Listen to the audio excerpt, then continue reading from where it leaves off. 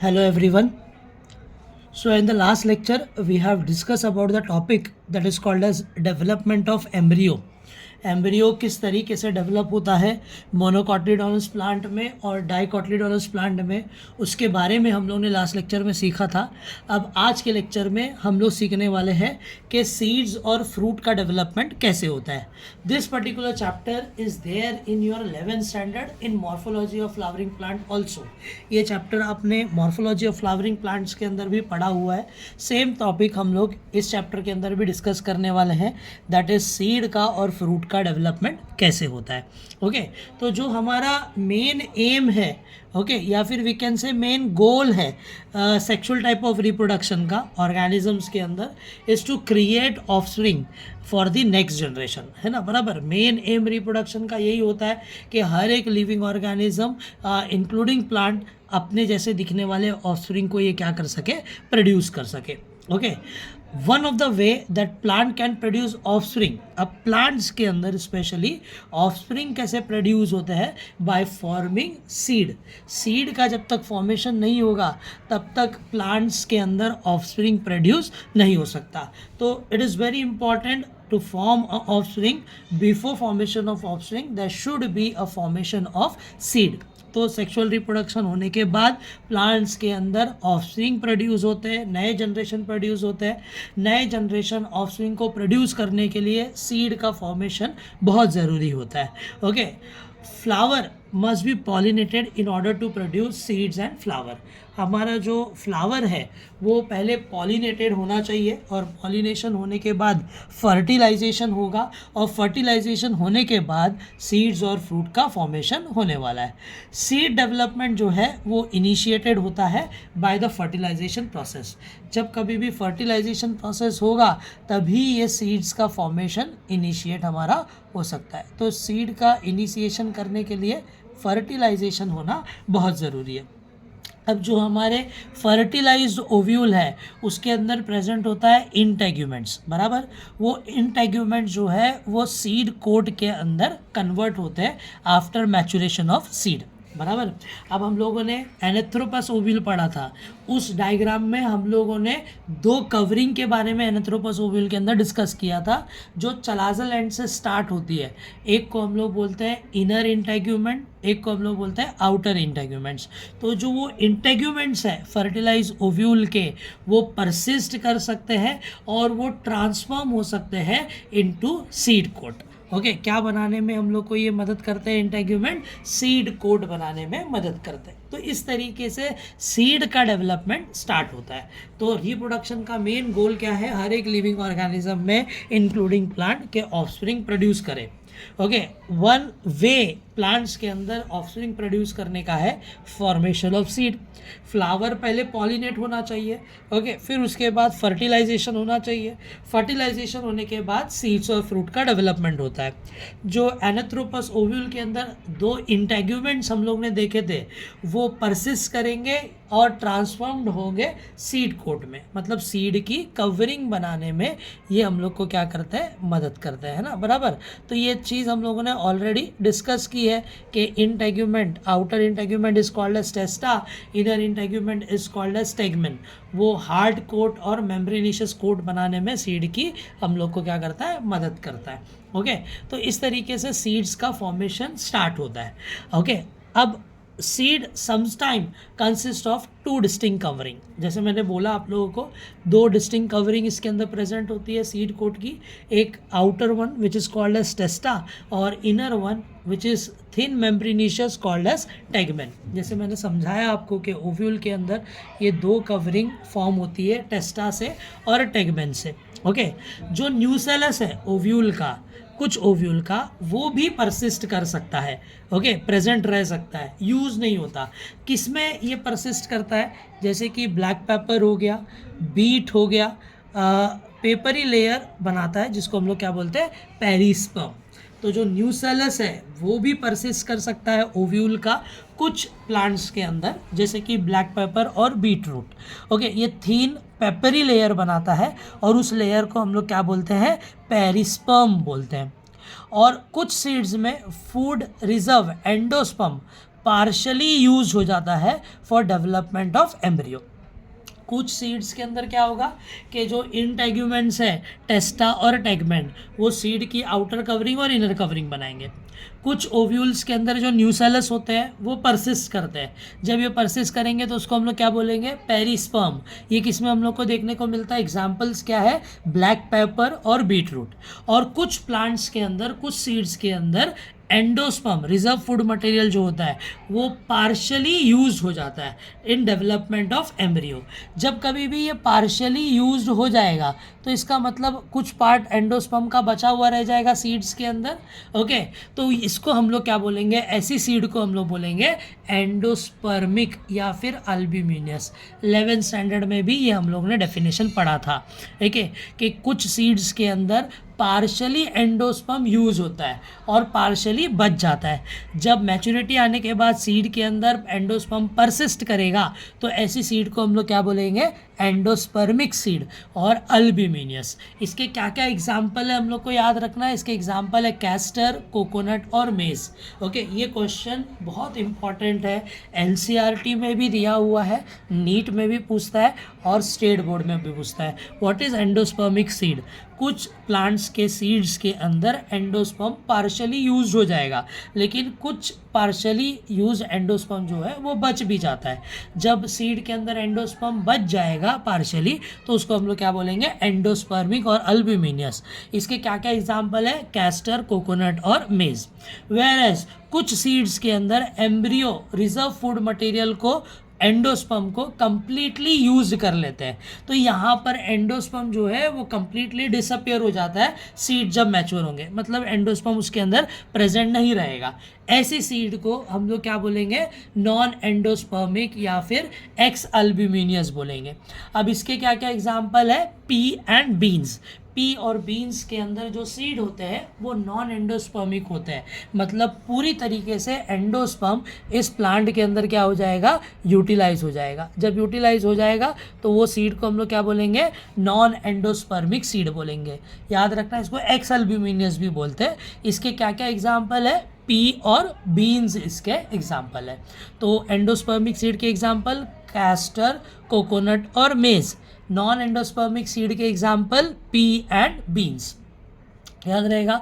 तो इस तरीके से हम लोग को ये चीज़ को याद रखना है। Okay, very very important question. तो इस तरीके से सीड्स का डेवलपमेंट हम लोगों को देखने को मिलता है। The cotyledon in some non endospermic seed. अब नॉन एंडोस्पर्मिक सीड का अगर कॉटलीडॉन कंसिडर करेंगे तो कभी कभार ये रिजर्व फूड मटेरियल जैसे भी काम करते हैं, मतलब फूड को स्टोर करके रखते हैं। और कॉटलीडॉन्स कुछ सीड्स के अंदर फर्स्ट फोटोसिंथेटिक ऑर्गन भी जैसे काम करता है, मतलब ये फोटोसिंथेसिस भी कर सकता है। ज़्यादातर ये नॉन एंडोस्पर्मिक सीड के अंदर होता है। तो कुछ नॉन एंडोस्पर्मिक सीड के अंदर जो कॉटलीडॉन है वो फूड को स्टोर करके भी रखता है और पहला फोटोसिंथेटिक ऑर्गन भी बनता है। जो माइक्रोपाइल है, माइक्रोपाइलर एंड जो ओपनिंग है ओव्यूल की, वो परसिस्ट करेगी as a small pore in a seed coat, जहाँ से एंट्री होगी वाटर की अंदर की तरफ, ऑक्सीजन की एंट्री होगी अंदर की तरफ। ओके, तो जो माइक्रोपाइलर एंड है वो सीड के अंदर परसिस्ट करता है स्मॉल होल के जैसे। ओके, सीड कोट के ऊपर ही प्रेजेंट होता है, जहाँ से पानी अंदर जा सकता है और ऑक्सीजन अंदर जा सकता है ड्यूरिंग दी रेस्पिरेशन प्रोसेस।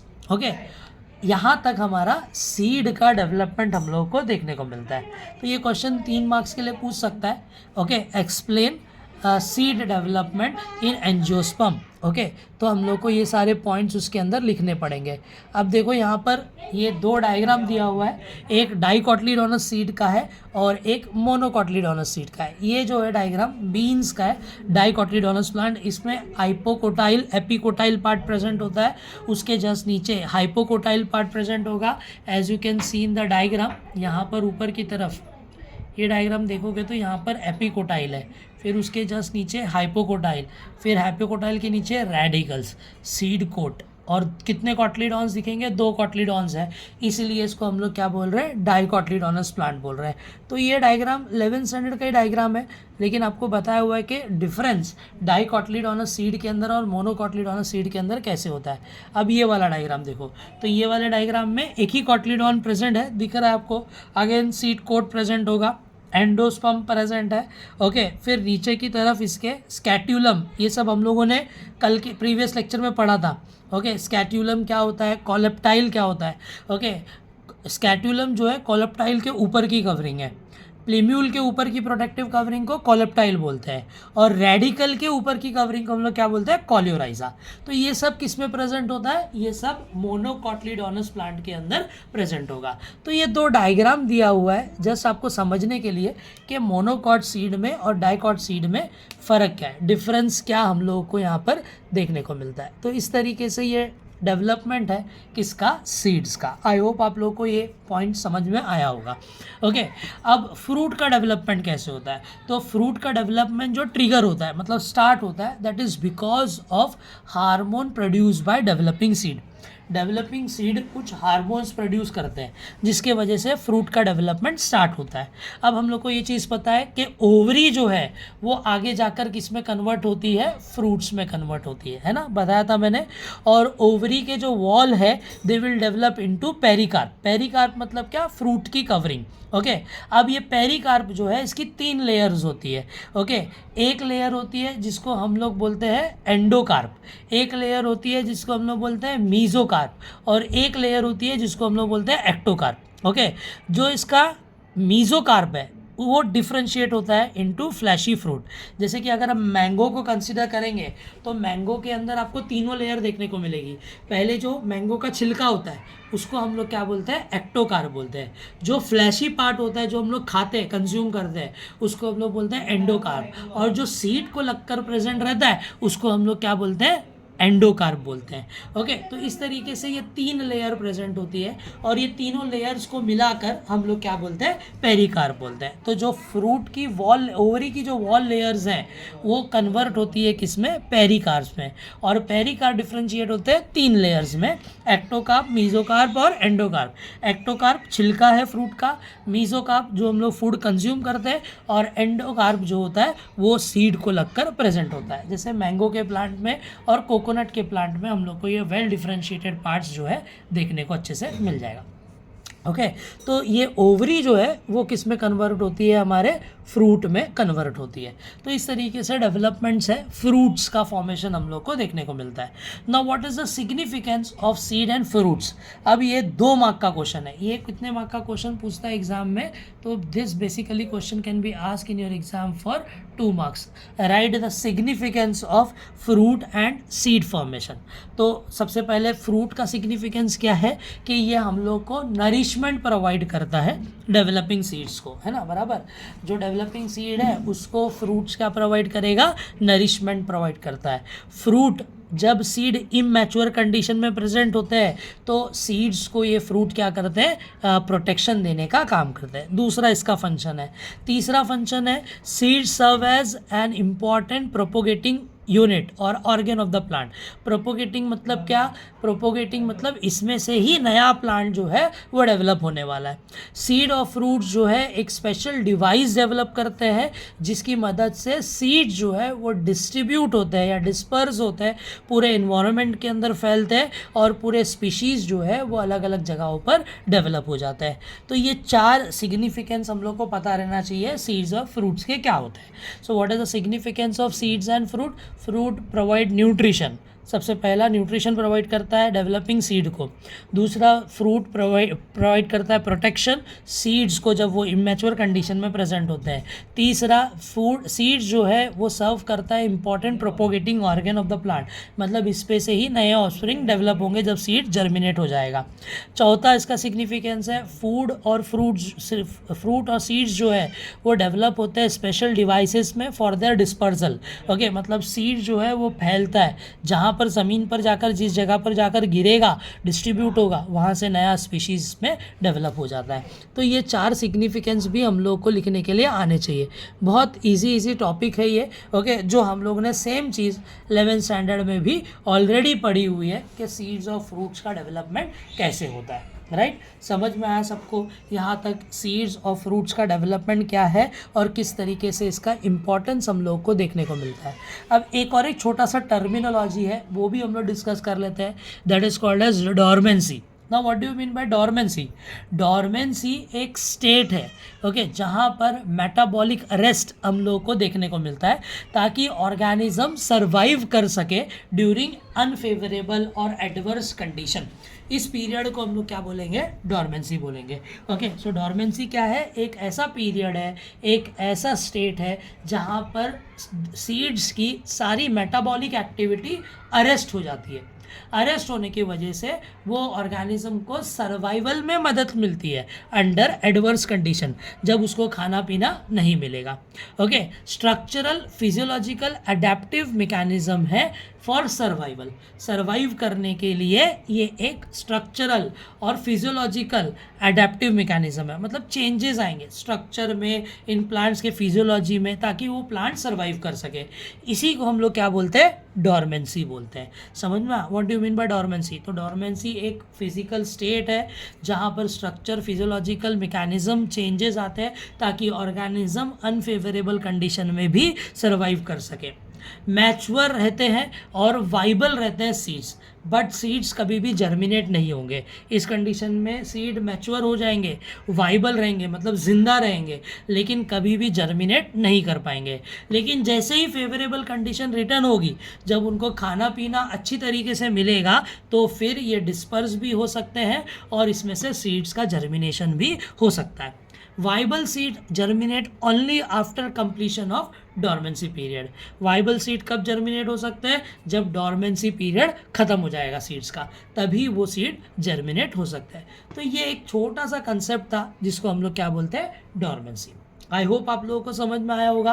तो ये क्वेश्चन भी एग्जाम में पूछता है 1 मार्क्स के लिए, डिफाइन डॉर्मेंसी या फिर व्हाट इज़ डॉर्मेंसी। तो सिर्फ इसका हम लोग को डेफिनेशन लिखना है। समझ में आया डेफिनेशन कहाँ से कहाँ तक है इसका? तो डेफिनेशन ये वाले पॉइंट्स हम लोग को लिखना पड़ेगा।